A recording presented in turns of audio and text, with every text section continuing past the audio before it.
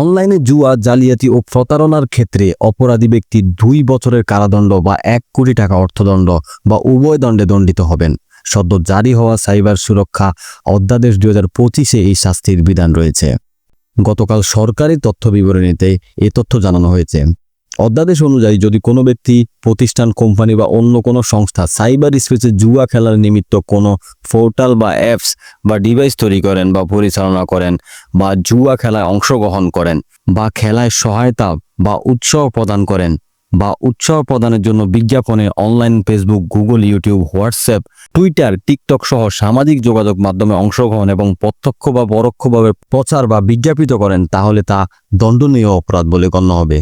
অধ্যাদেশ 2025-এর 20 ধারা অনুযায়ী বর্ণিত অপরাধ সংগঠনের ক্ষেত্রে অনধিক 2 বছর কারাদণ্ড বা 1 কোটি টাকা অর্থদণ্ড বা উভয় দণ্ডে বিধান রয়েছে।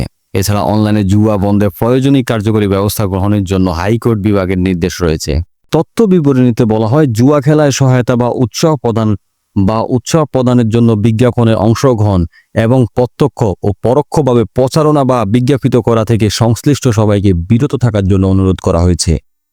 অপরাধ দমন ও সাইবার সুরক্ষা নিশ্চিত করতে অনলাইন জুয়া বা সব গেটওয়ে অ্যাপ্লিকেশন, লিঙ্ক, ওয়েবসাইট এবং বিজ্ঞাপন জনস্বার্থে জরুরি ভিত্তিতে বন্ধ, ব্লক বা অপসারণের জন্য সংশ্লিষ্ট সব ইলেকট্রনিক, প্রিন্ট ও সামাজিক যোগাযোগ মাধ্যমের অবহিত করা হয়েছে।